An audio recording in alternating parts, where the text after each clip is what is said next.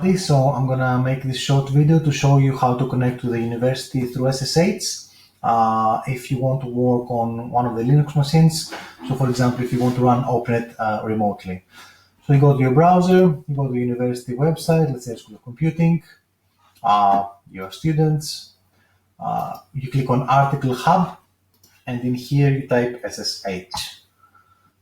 The second link that comes up is remote access to the Linux computer system.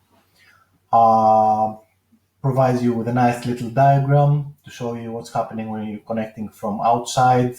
We have the SSH EE port AC UK, which is our SSH gateway, and then that can connect to all of the computers inside. Three different scenarios in this case. You're either sitting on a Linux box, a Windows box, or a Mac OS machine. Whatever happens, you need to have an X server running. So for Mac OS, you need something like xquartz.org. So that will allow you to connect. The most easy and straightforward of all is, of course, the Linux scenario, because it's a Linux machine, you're connecting onto Linux machines. All you need is the commands to connect as followed here, and that's it. I'm going to follow the Windows guide because it's the one that requires the most programs installed.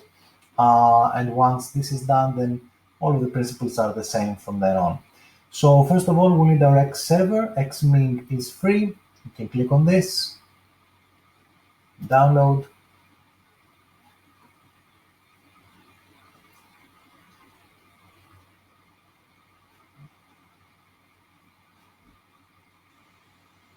Yes, okay, whatever.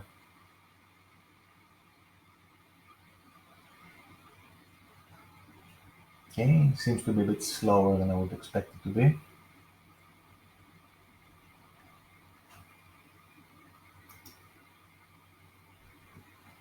All right.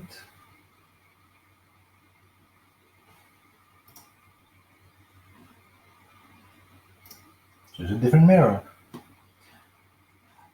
Let's see. Aha. All right, downloads. Xming, save. While we're at it, and while it's downloading this, we can go and get our second piece of software that we'll need, and that will be PuTTY, which is an SSH client.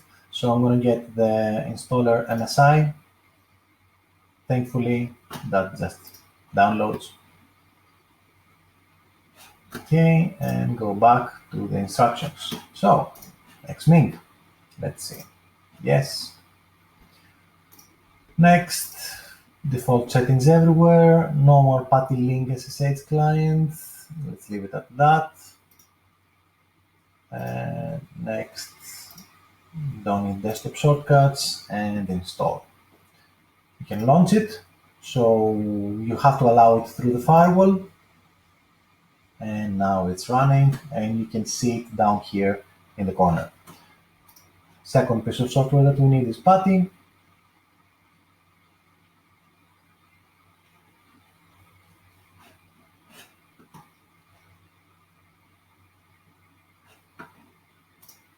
Go through the installation steps, nothing special here.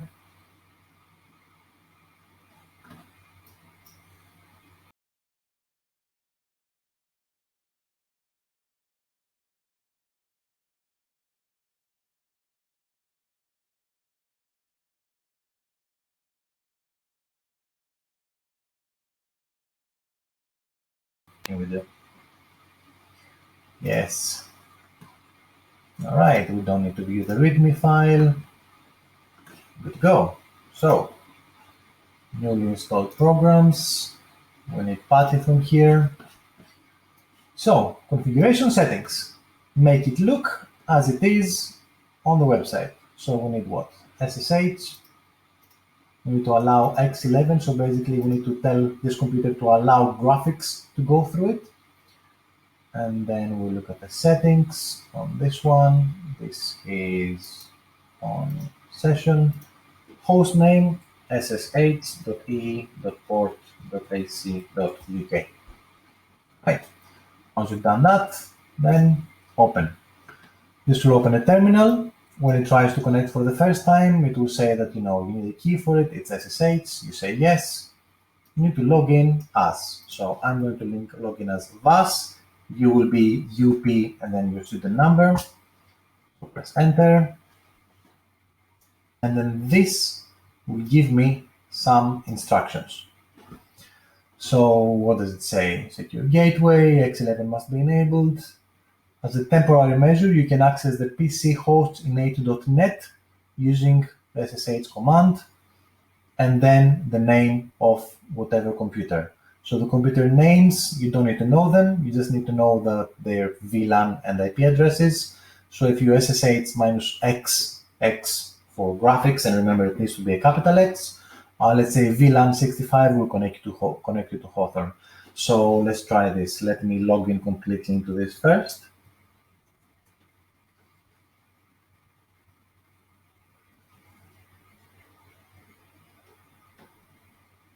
Perhaps I've waited too long. No, so now I'm on Lion, so I'm sitting on the SSH server of the university. So now I can do SSH -X, let's say VLAN 65. It's asking for my password. It's my password.